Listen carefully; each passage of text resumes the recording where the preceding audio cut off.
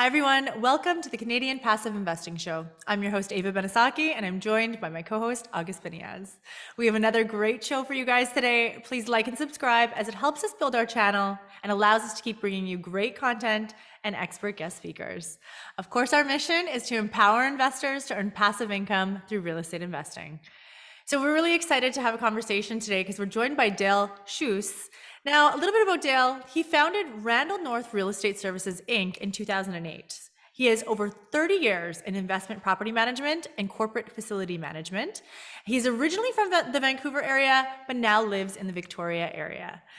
We believe this interview with Dale will be helpful to real estate investors considering investing in apartment buildings and understanding how rent control laws could affect their investment. So thank you for being here today, Dale. Welcome. Welcome, Dale. Thank you. Yeah, great to be here. Awesome. Great. Awesome. Dale, why don't we just start off? Please tell us a bit about your background and your start in real estate. Now, I know your start was over 30 years ago, so you might have to go back a far ways. Yeah, well, it goes back even before that. My father was in real estate since 1954 in Vancouver, and he came into the industry accidentally, but he stuck with it for the rest of his, well, he's still going, he's 87.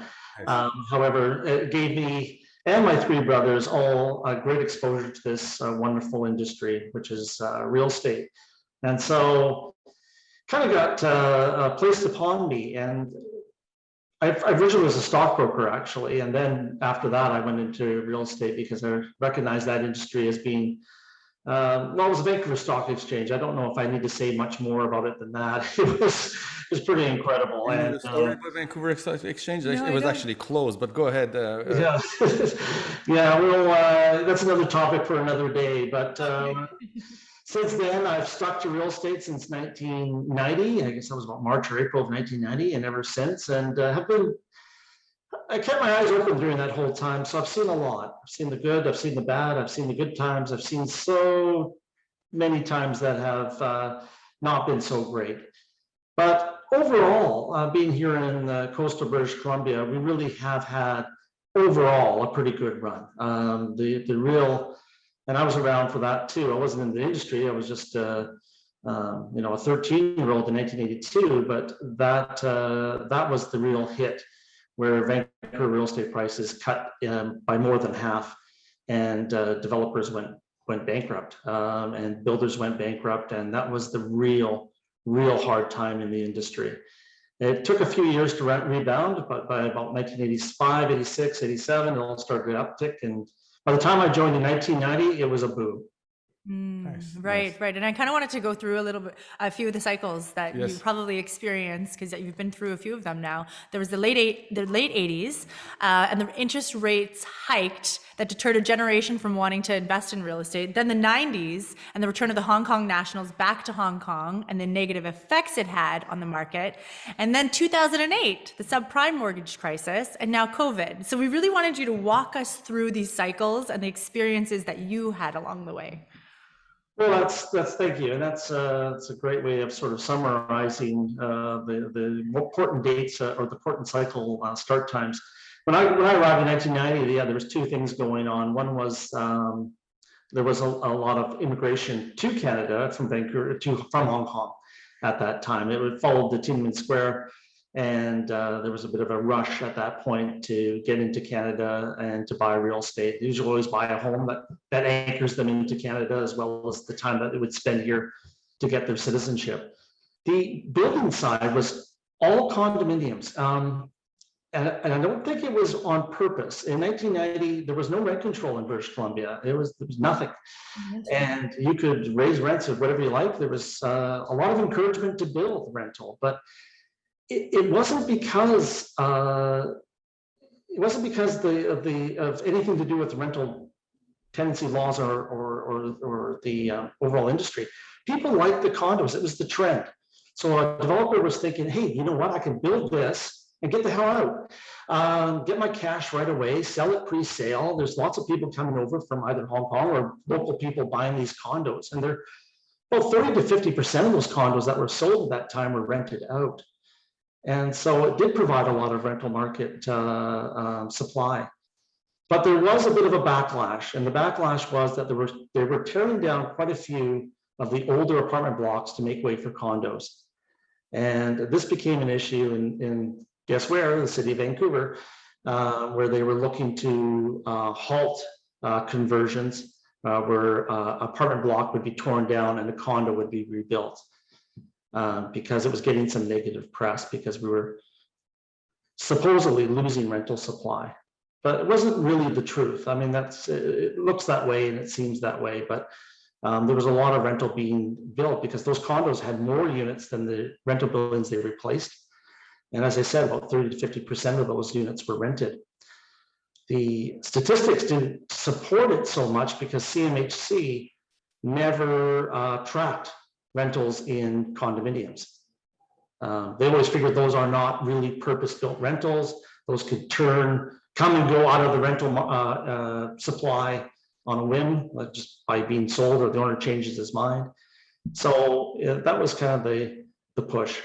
And just for me to jump in quickly here, so just for viewers that might not fully understand, so when you talk about apartments, you're talking about a multifamily structure, a building that has multiple units, but is owned by either the same group or the same company and is being they're all rental units. When you talk about condominiums, you're talking about a building that is individually owned by like a strata, we call it strata, I believe here, and individually owned, and then the owner can decide to either rent it or live in it or do as they please. So just because a conversion is being taken place from an apartment building into a condo, it doesn't mean that every one of those units is no longer on the market, because some of them, like you said, 30 or 40% would go back into the market.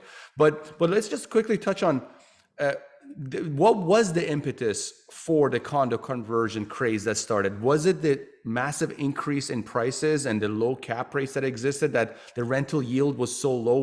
Why was such an interest to convert a building into a condo or demolish it and build condos? What was it exactly?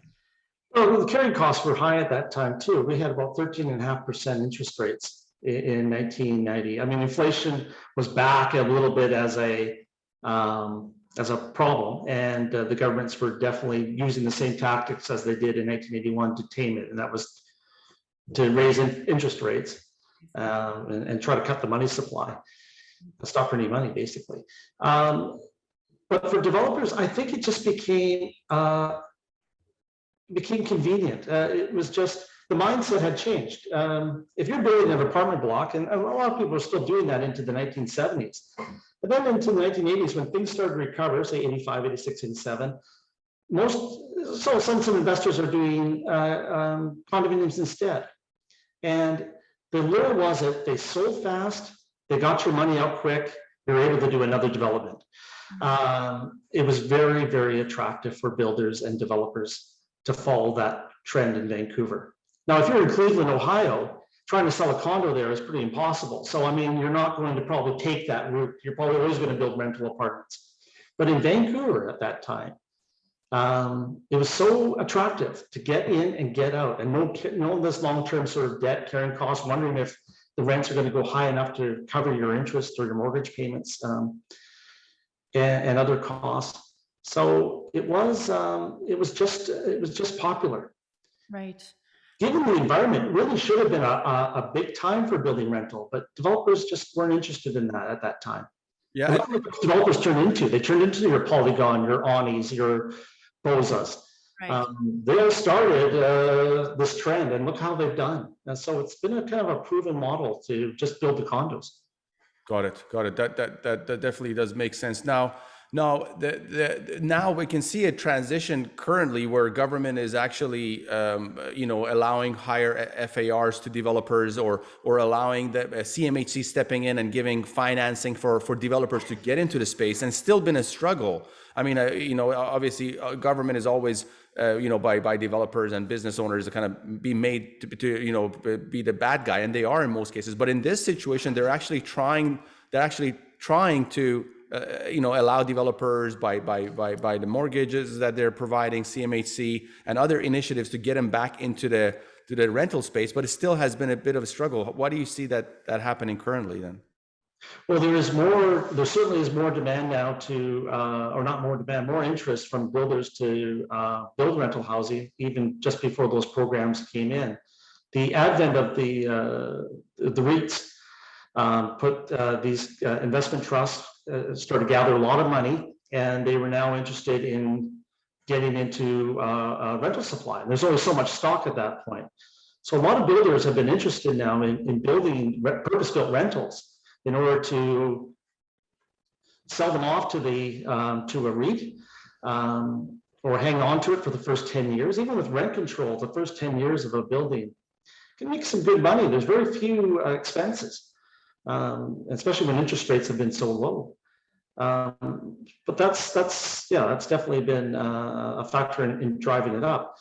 But look at what's happening now, is that we have the government interference with the tenancy laws, the rent control so stiff. And we'll get into the rent control in a moment here. We just so developers want to, they could still build rental, but now we have the government saying, well, you're not building rental enough, not realizing the problem is restrictive zoning, NIMBYism, rent control, all the other costs that are and uncertainties with dealing with tenants. And the government's now saying, well, here's some taxpayer money to help you build. Well, they should get rid of all these punitive laws that are in place that discourage investment in rental real estate, instead of getting the taxpayer now to go into this. If it doesn't make sense for the market, why should it make sense for the taxpayers? The market is proven to build all types of rental housing at all income levels. And so that's the taxpayer does not need to get involved in this. So we got these, ridiculous. I think you like a 95% mortgage, can't you, on some of these developments for rental housing through CMHC? For sure. Comes with a lot of restrictions, though. They're with you all the way when it comes to how that property is going to be managed, and if you can sell it, and who gets to buy it. Yeah, right. And another kind of thing that we noticed, because our business is investing in the U.S., so we have communications with a lot of U.S.-based developers and property managers and multifamily investors, apartment investors. But what I've noticed is that the construction process seems to be much quicker in the U.S., not only as far as the actual construction itself, but also the processes to rezone and go through the different stages. I mean, in Vancouver, it takes years to go just through a rezoning process and what have you. So talk to us about that as well. Yeah, this is a big, huge problem, and it seems to be a Canada-wide. I think that one of the MPs was mentioning something that was just outside of, maybe it was in Pembroke, Ontario. It's not a very big town or big city. And he was saying that one of the constituents built a warehouse 30 years ago, and he got the approval within like a week and got it all built. And 6 months later, it's there. And somehow today he's building just a duplicate warehouse, and he's been like 3 years and still nowhere. So it seems to be inflicting the entire nation about our mindset.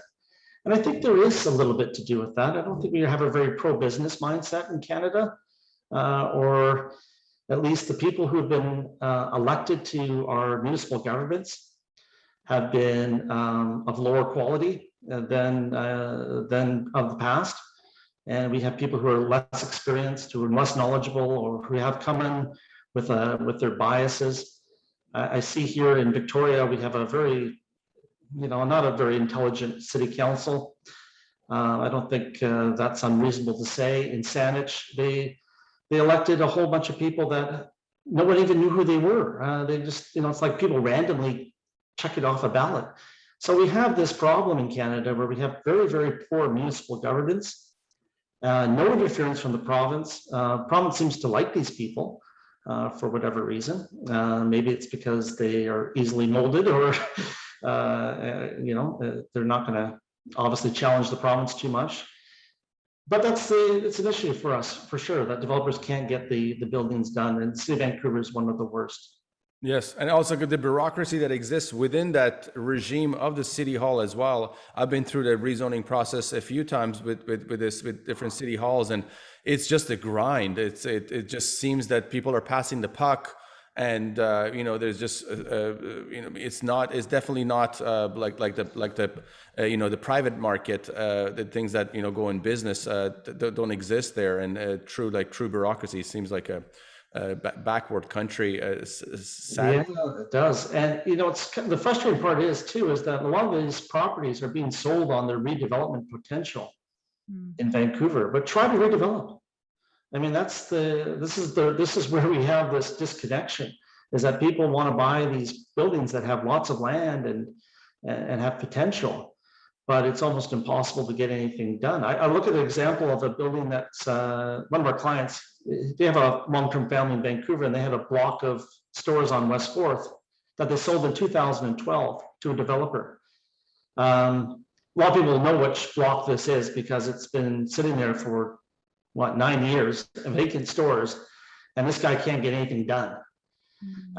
This developer is just getting constant runarounds for the last, I'll say 7 or 8 years since he really got serious. And this is atrocious. But unless he's willing to be extorted, that's what the city's first plan is, and then then they want to just keep coming and make it worse and worse for you as councils change or as planners change or whatever else.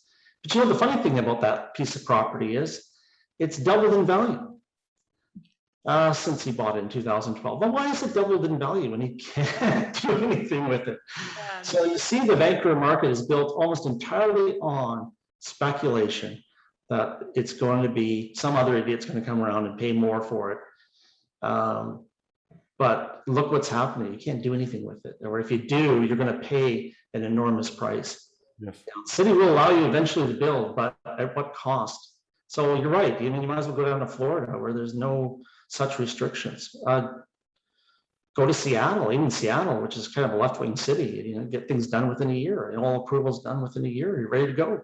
Yeah, yes. For sure. The city staff there help you. They're not there to be an obstacle. They're there to be Look at us. Look at our situation, for example, young entrepreneurs, business professionals, real estate professionals, and now we've decided to have our 100% of our focus into the US and investing in US multifamily because of the type of returns, because of the higher rental yields that exist there, because of the business friendliness, not only with the government and municipalities, but also with the people. They're much more open to do business, but that topic of another conversation. No, for sure. And August was a developer, so I've been privy to a lot of the difficulties that exist being a developer, and I'm sure that you've seen a lot of developers come and go over the years as well. Aside from like having a silver spoon and having been passed down, swaths of properties and a business that some of them have. Maybe you can talk to us about the developers that had success in this space here in Canada and built great companies, and what makes a great developer. Well, it's what do you say? Everyone's a great captain in a calm sea. The developers in Vancouver have really had an easy time. The prices just keep going up. And with that in mind, it's not that difficult. There were some I won't say any names, but there were some very kind of shady and shaky developers back in the early 90s that are today are very credible top line developer. They made it because of the pricing going up. Otherwise, they were always going to be sort of a nickel dime, right at the end of the line kind of building. Again, no names being mentioned here, of course. But we had, 1982 killed a lot of good companies. There was Imperial Ventures, there was Trizec, there was all kinds of companies that have no one ever talks about anymore because they don't exist. And, they were good. They just got hit by a bad recession. It would be interesting to see, not that I want to see this, and I don't, that if there was an enormous market correction in Vancouver, how well would these developers be doing? They've been on a business model that everything works all the time. And they're not prepared for any downturn. If they end up sort of holding a lot of supply, how much can they actually withstand? It's an interesting sort of comment that I'd like to see an answer for, but I don't want to see an answer for in a way but some of the good developers too, I'll tell you some really good developers from the 1980s and 90s, once they saw the prices going up on the land, they bowed out. And that was a mistake, but they did. They bowed out. They just didn't feel comfortable anymore. So there's a lot of good developers that built a lot of good condos in the 80s and 90s that they just stopped because it just wasn't for them. They couldn't stomach the pricing. Whereas companies like, like Ani or Boza or, they all just said, hey, let's keep going. This is good. They rolled the dice and it just paid off. And so hats off to them. I think that's where you would see, if I was going to make a sort of differentiation between what's a good developer and a bad developer, is that those developers took that risk as the prices were skyrocketing. And that's 2 times in the early 90s, late 80s, early 90s, and again in the early 2000s. No, right. Okay. Because a lot of developers did bow out. They just couldn't stomach the price of land. Yeah, roll the dice. just to continue the conversation. So now you work with lots of investors and property owners because you're in a management space. But what I've heard in the space that back in the day, a lot of these smaller multifamily projects were built by, we want to call them mom and pops, kind of smaller companies, not these Goliaths of the business. Is that something that is still happening, or is that completely been phased out? Is there these smaller buildings, are they being built by smaller developers, or what have you seen kind of in the space now? Well, what a great thing that was, and so much of our affordable housing stock is owed to the mom and pops of to be honest with you, the 1950s and the 1960s, and land was relatively cheap, and you could build a building without an elevator.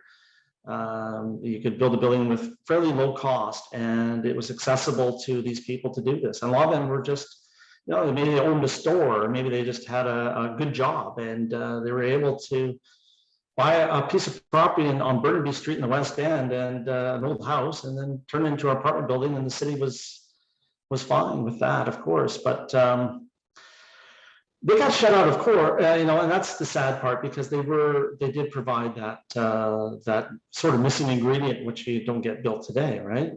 But the city's standards now, of course, are, we've got step code. What are we up to? 3 or 4. We've got elevators, sprinkler systems. We've got makeup air units on the roof. We've got a lot of costs that are. And then development costs just on top of that, as there's no way a mom and pop could even look at the real estate. They made it far too expensive to get involved in that. And that's certainly Canada-wide, and I'm sure that's the situation in most of coastal cities in the United States. Like in San Francisco, I don't think there's a lot of people who can afford to build a nice little apartment block. It may still exist in some of the other markets. Seem to like that Cleveland example. Maybe in Cleveland, it's pretty simple to build an apartment block these days. But we put so many costs and development cost charges, and Canada, of course, we go to these step codes, and we're really really shutting people out. They have to make a lot of money in order to get that return. Yeah. Got it. And what is the demographic for smaller buildings? Like who is buying? Like I'm connected with a lot of brokers on LinkedIn, and I see them putting the building for sale, and they're advertising the 3.5% cap rate, and they're could potentially be in the in a development potential development in the future. But who is buying these properties? Because when I talk to the brokers, I'm like, why would somebody buy a 2%, 2.5%, 3% cap rate property? The rental yield is so low. And the answer almost always is capital preservation. They're just buying it to park their money for whatever reason it is. But what is the demographic these days? Who is buying 20-unit buildings, 30 unit, 50, 100-unit buildings? Who is buying these? And are they buying it because they want to sell it to a developer later on? Are they buying it to park their money? What's the demographic of people who are buying these properties? I can speak from my experience on there's 2 apartment blocks in Vancouver that my family has sold. And both were in the Marpole area. One was 13 suites and one is 26 suites. And so those are the smaller ones. And those were typically not touched by REITs either. REITs not gonna probably touch a 13-unit building.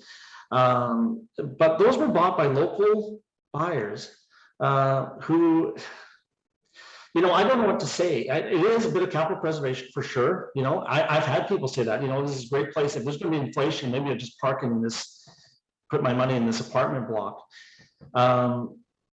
makes some sense, I guess. And then, but for them, I think there's a lot of denial. I think they're really believe that these are still great investments and that someone's going to come around later and buy them off of them. I think there's a lot of people who are not buying because they know there's no return.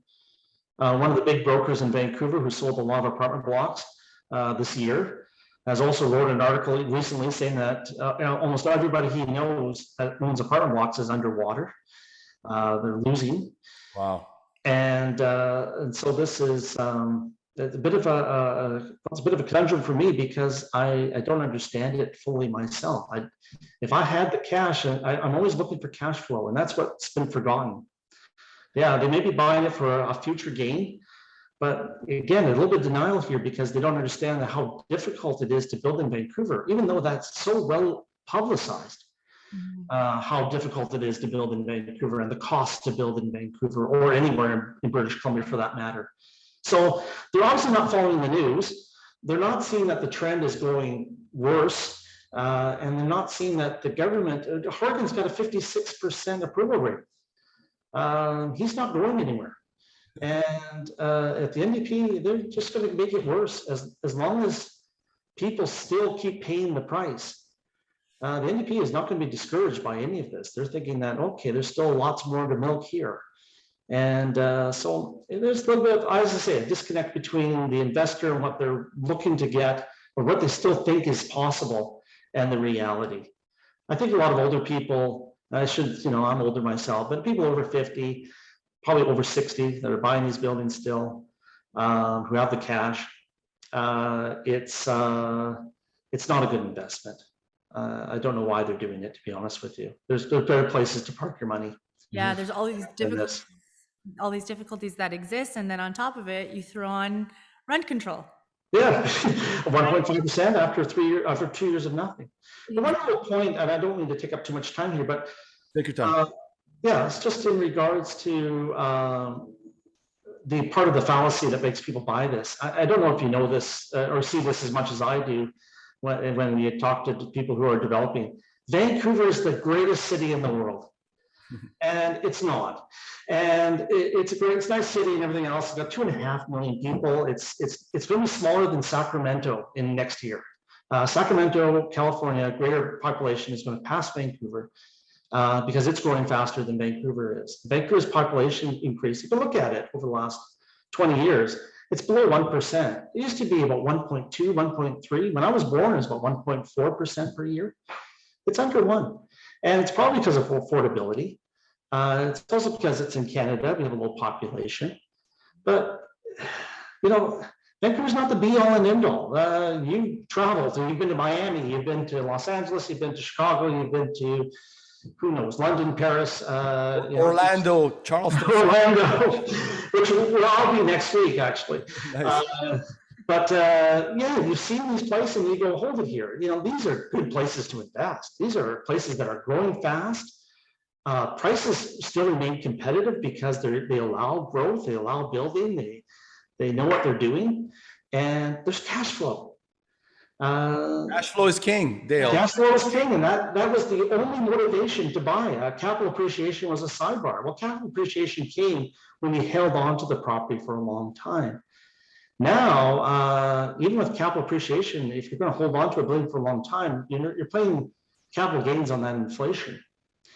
There's no indexing for capital gains. You're paying that. And so if Jagmeet Singh was proposing 75% increase or 75% of capital gains is taxable, there goes, for a guy like my father, my parents, buying in the 60s, there goes your entire gain. You're just paying, you basically just parked your money for 60, 70 years. And so, but I do get that mentality. I don't know if you share that or not, but people just think Vancouver is the be all and end all. There's no other place. And so it's local people buying. Now, the bigger buildings, of course, are mostly bought by REITs who have cash, who have to do something with it. And so, they're not really, they got a mandate. I don't know how they're making it. I don't know if you're investing in a REIT right now or what your monthly payments are, but it's been a long time since I was involved in a REIT. I don't even know what they're doing in Canada these And days. the cost to manage a REIT, I mean, hundreds of employees they have. We discussed Bureaucracy. this. Yeah, it's just unbelievable Yeah. about the REITs. And that's why people Takes are, away from but that's investors' what it is. returns. The Canadians are happy with that 4 or 5% gross return that they get. Inflation is close to that, probably more than that right now. And what we realized, and what was the impetus for us to move to the US was when I first heard about the investors in the US doing this concept of apartment syndication, where they would buy these apartment buildings, bring on investors, and the returns they were giving back to the investors, I was shocked. So I'm like, I had to check the presentation. I had to then research and look at other deals that were being presented. I'm like, how are these guys able to pay their investors 7, 8, 9% pref returns, meaning that the investor has to hit that return before they participate in the upside? So I started researching it. For a Vancouver developer guy, for me, it was a shock. I'm like, how are these guys possible? Where is the surplus coming from? When I realized that the rental yield are much higher, that in most cases, they're playing the cash flow game and appreciation, but then they're going in there and they're also force appreciating the asset with the value add, adding some, washer dryers or doing some small renovation. And they're benefiting from the fundamentals that need to exist in any astute real estate investment, which is cash flow, appreciation, and forced appreciation, which in Vancouver is non-existent, doesn't exist. And then you add the population growth in Vancouver. Is that a 1% or one, keep in mind that you're dealing with that as well. Unfortunately, the population growth has been the number one key, because people, developers, investors keep looking at the 300,000 people that immigrate to Canada every year. Most of them want to live either in Vancouver or Toronto. So they're like, hey, I'm going to have this guaranteed here. So there's going to be demand, and they're banking on that. But just like Dale said, having a brand that Vancouver is the greatest place to live, I mean, it's one of the most expensivest places. You're originally from Alberta, and we've checked as far as the expenses in Alberta, car insurance, private health insurance, different things that we assess, cost of living. I mean, everything. Vancouver is so expensive. And then now you got taxes at every level of government, medium income, 90,000, medium home price, 1.3 million. So the math doesn't make sense for Americans when they look back at it. And especially for real estate investors, like that. Yes, 100%. Absolutely. The numbers, it's a difficult concept for people to get their head around. But why don't fundamentals matter to the Vancouver or the British Columbia investor anymore? It's shocking. That's the part that shocks me. I guess to summarize all my sort of previous comments here, it really is what you said, August. It's the fundamentals are gone. And if you're investing contrary to the good fundamentals, where does that end up? I think we've seen this story before. I mean, you're not supposed to buy a stock when the fundamentals are wrong. You're not supposed to buy real estate when the fundamentals, but people are. They just think there's going to be an idiot down the road who's going to pay more for it than you did. They've been programmed in their mind. Yeah, and they think that it's Vancouver. Of course, it's going to go up. Yeah, exactly. And it's going to go well sometimes. But unfortunately, to exasperate it is also you got experts who keep pushing this idea of invest in Vancouver, everything's going to go up. There's obviously real estate is cyclical. We all know that if the fundamentals don't exist. And now to add to that, if you compare it with other places, definitely. But I wanted to discuss the dreaded topic, rent control.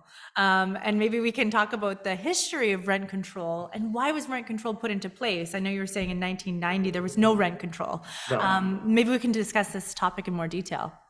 Yeah, so rent control was brought in, it was never in British Columbia until 1973. It was brought in by the NDP very arbitrarily. It was just sort of like, there wasn't even legislation. They just sort of said, from now on, there'll be rent control, affects all units. There was no rentals in office. They had nothing set up. No. But this is what the NDP often does. They often make just arbitrary rules all of a sudden. They change the rules of the game on you without any forewarning. And this is something that they just kind of throughout. The next year, they had the bureaucracy in place to run this show where every landlord had to register their rents with the rentalsman. Can you imagine all your apartments, everything else? They had a track. This was a day when there's no real, computers weren't that. I had all this paper tracking it all. And it was really bad rent control actually, because you couldn't raise the rent even if the tenant left. Right, so that if the tenant left the premises, You had to rent the rent. The rent was registered with the province. You couldn't change it. Okay. And so that NDP government didn't last very long. They only lasted 3 years. In 75, the social credit government came in, and they didn't do anything in the first, it came in December of 75. In 76, they didn't do anything. In 77, they did change the act. And what they did is they exempted all new building from rent control. And they exempted rents over a certain amount. I think it was like $700 or something. That was a big rent back then. And then a couple of years later, they got rid of rent control altogether and just put in a policy of rent review, which was, I think is a little confusing because it did allow almost any tenant to review a rent if it was excessive. But the arbitrator or the rentalsman office would have to still determine whether it was going to succeed or not. If you applied to them to say my rent's too high, they would look at it and say, no, we don't have a case. Or they would say, yes, this looks excessive, we're going to have a hearing. And then my favorite day in May of 1983, the province closed down the office of the rentalsman. They abolished it. Beautiful day. And, anyhow, so we went the next, 10 years without rent control, or 9 years without any rent control. And, did the sky fall? No. Did all horror break loose? No. Were landlords and tenants reasonable? Yes. Were they adults that could deal with each other? Yes. Were they adults that needed government to step in and say, here's how you guys should, run your affairs? No. Yeah, just to quickly add to that. So we recently purchased a property in Orlando, Florida, 350 unit apartment building, and in Florida, in Orlando, there is no rent control. So the logic here is that we're not going in there if there's older couple living there. We're not going in there to increase the rents 30%. Yeah. There is a brand that we have to keep in place. There's we want people to want to live in our building, so we're not there increasing rents on people, but we want to have the option open if somebody moves out to increase rents, or if there's a reason to increase rent to do so, or to give them a better unit to allow for them to upgrade, to pay the premium rent to upgrade to a nicer unit. Perfect, yeah. Gives choices to the tenants too, right? It gives them. So it was. The NDP came back in 1991. At the end of 91 and 92, they said, we're not going to put in rent control, because by that time everyone understood that rent control was a bad policy. Rent control doesn't work.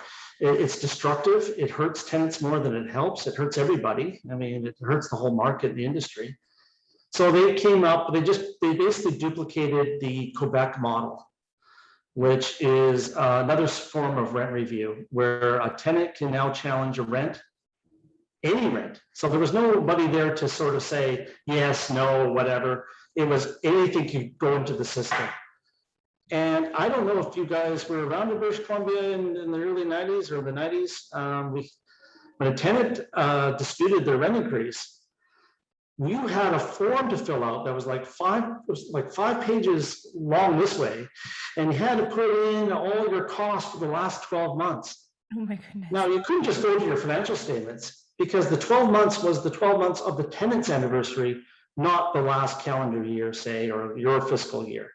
So every time a tenant did this, you had to go through there, and you should see the formulas. This gets times by this gets, you had to be a mathematician to figure this thing out.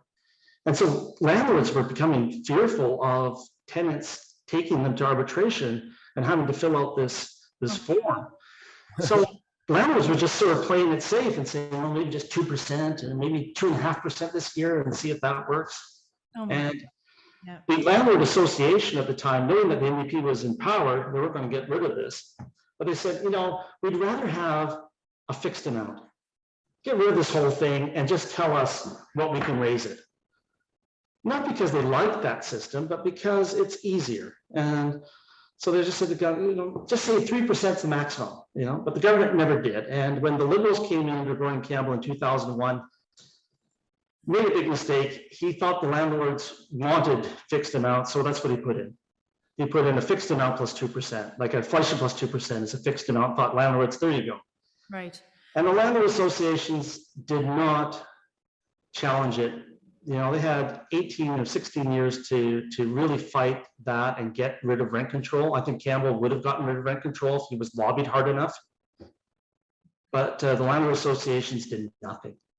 They accepted the inflation +2 as a given, having experienced the 10 years of the NDP before, where it was, pretty onerous.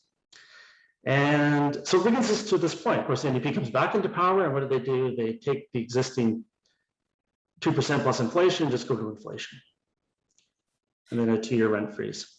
And Dale, I have a question for you. With the current inflation estimated to be about 5%, how can apartment investors survive if the rent control is capped at 1.5%? Or is it 1.5%? Or what is it? 1.5 next year, January 1st, after 2 years of nothing.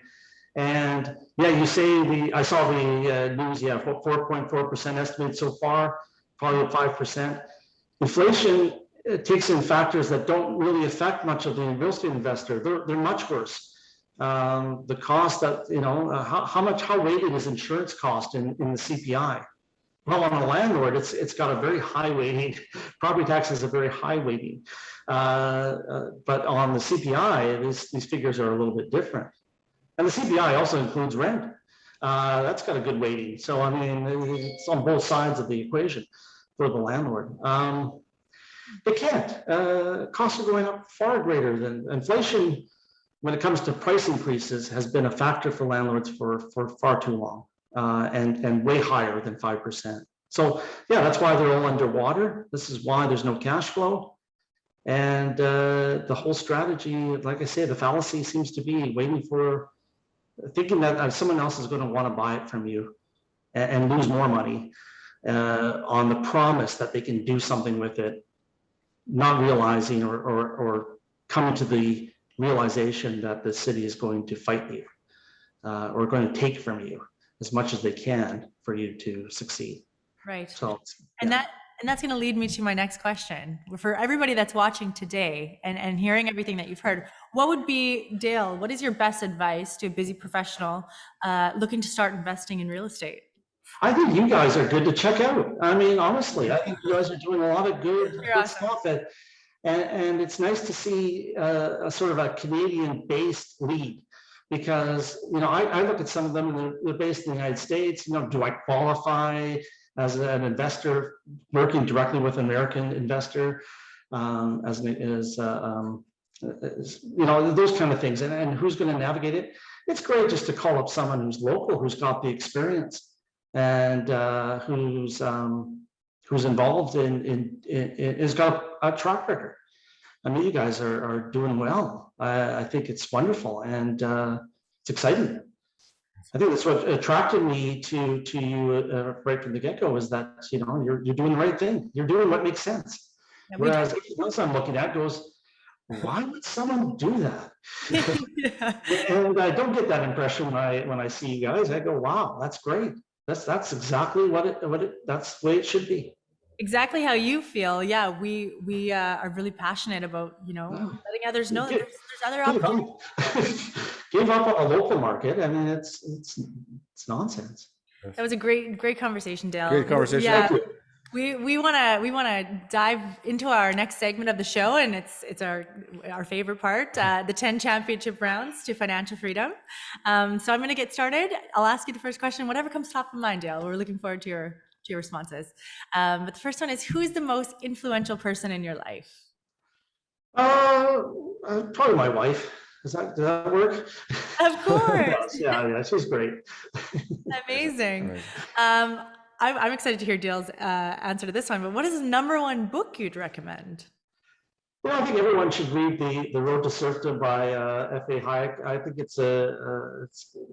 there's a definitive edition out, which even includes a lot of the critiques in the back portion, which make a lot of sense, but it's still a stellar book. It's still relevant today. It does show you or demonstrate how planning is never works. How government getting involved in issues is a failure. This book was written in 1944 and still holds relevance today. I don't know if you're familiar with the book, but it's been in print for 70 years, 80 years. What was the name again? Yeah. Well, It's called The Road to Serfdom. Okay. It was a Nobel Prize winner, Friedrich Hayek. okay. He was an Austrian economist in the 20s and in the 30s. He fled Nazi Germany, went to England in the 30s and was a professor at LSE, London School of Economics, and then eventually went to America. And then went to Germany in the 60s and was a professor there to the end of his career. Amazing. Okay, sounds like a good book.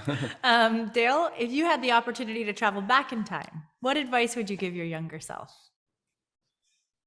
I might have emigrated. I think that's what I would have. I think I could have emigrated. Wow. I would say to my kids, I don't know what this country is. There's no. I'm looking here now. I don't see any industry. I don't see any big employers that are Canadian based. I see we're shutting down our forestry, our mining, our oil and gas, and we're a nation of platitudes and virtue signaling, as they say, right? That doesn't pay the bills. And you look at the Liberals and the NDP that run the province and the country, never talk about wealth creation, right? It's all about distribution. It's all about taking our money out of my pocket. There's a lot of better places to succeed, and there's still places out there. I know a lot of countries are not good right now, I know that, but I mean, at the same time, this is definitely one of the worst changes. I mean, this country's going downhill fast. I think most people see it, but they just can't deal with it, or they just, it's too much of a headache or a cost to do something about it. Mm-hmm. Yeah, yeah. Dale, what was the best investment you've ever made?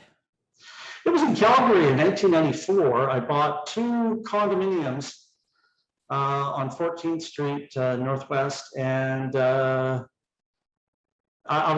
paid $54,000 for each. Wow. Okay. Yeah, and they had cash flow. It made all the sense. For some reason, in 2000, they went up to about $75,000 after sort of just sitting there for that time. I thought, oh, I'll cash out. Well, they went up to like 200 and something or whatever, but that was my best investment. But I did learn something, that if you have a good investment, good cash flow, everything is working, back to the fundamentals, Yeah. hang on to it. Why give that up? Why sell it?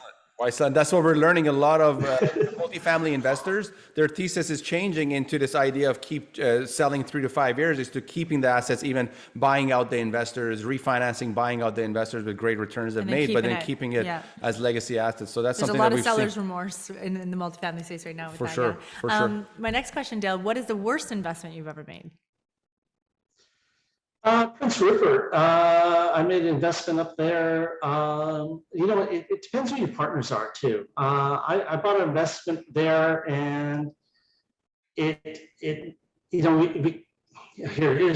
a funny story actually, but I'll be very brief because I may have to run in a bit. But I bought this house, and it was good cash flow, but the tenant was in there for about 10 years, and after that, it was like, it's time to really fix up this house. And it wouldn't cost us very much, maybe about $20,000. The investment partner I had did not want to do that. He thought, oh, I'll just sell it.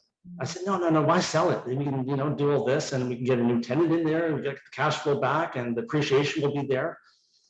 No, sell it. And it sold it in its rough condition, was depressing. And we sold it for far too little. And it was bought by a fisherman in Prince Rupert as an investment property, a Vietnamese fisherman, great, he knows how to make money. And he took the house, fixed it up, and sold it for, I would say, probably about 70% more than we did. Wow. He made a huge return in a year and a half. And here I am, and my partner's also in real estate. Here are the two of us in real estate, and we can't make it. But a fisherman came from Canada with nothing from Vietnam, showed us. So there you go. That comes to mind as the worst. It's a good story. That's a great story. Oh my goodness, Dale. All right. Well, how much would you need at the bank to retire today? What's your number? What's my number? Yeah. Oh, geez, something under 20 million. How's that? So that's what Jagmeet's going to tax me. 2% or whatever of my asset value. I guess I gotta keep under that. Well, the most common answer we get is 10 million. So 20 million minus your taxes, that's probably 10 million. Yeah, that's right. So it's 20 million. I'm only going to be, losing 200,000 a year. I guess I'm on one point. I guess I was at 19.8. There you go. There you go. Nice, nice. If you could have dinner with someone dead or alive, who would it be? Oh my. That's a good question. Yeah, that's interesting. There's a lot of people that are very, very interesting from the past and everything else. Something's going to come. I'm just blank, but something's going to come to mind. I do have a. Yeah. Sorry. Can I pass? It could possibly be the economist who wrote the book. He might have. Yeah. Hayek. He'd be fun days. A bit hard to understand, I think, but he could talk circles around me. Someone like Albert Einstein or Benjamin Franklin, right? Nice. Me and my wife would love to sit with him. It'd be a good conversation. Awesome, awesome. Now, if you weren't doing what you're doing today, what would you be doing now? I'm not sure. Real estate has been so much part of my blood now for 30 years. It's almost impossible for me to think of what else I could be doing. But politician, Dale, politician. Yeah. Unsuccessful politician. Yeah, Mr. Also ran Dale Schuss. Yeah. So thanks for the confidence, though. But there might have been a time where I could have got elected. But yeah, maybe something in the analysis, critiquing, maybe journalism, something like that along that line. Awesome. Book smarts or street smarts? Put more on street smarts. Certainly do. Yeah, it's what if you've got the best degree in the world, but you keep your eyes closed to what's around you, and you're not picking up. I think the key part is observe, know what's going on, know what's going around you, pay attention, and it's going to help you a lot in future. Awesome. Last question, Dale. Okay. If you had $1 million cash and you had to make one investment today, what would it be? Well, I guess I'm writing you a check. Us? Let me just onboard you. I'll onboard you to our investor portal. Awesome. That was great. Dale, I got to run, but thank you so much for the time. No, absolutely. Thank you for coming on and giving all your knowledge and expertise. We hope you have a wonderful day, and it was definitely a pleasure. And the last thing, Dale, what's the best way people can reach you? Oh, just what is the best way to reach me? Shoot me an email, I guess. Awesome. Yeah, dale.europe@hotmail.com. There you go. Perfect. Thanks so much. Thank you. Okay. Take care.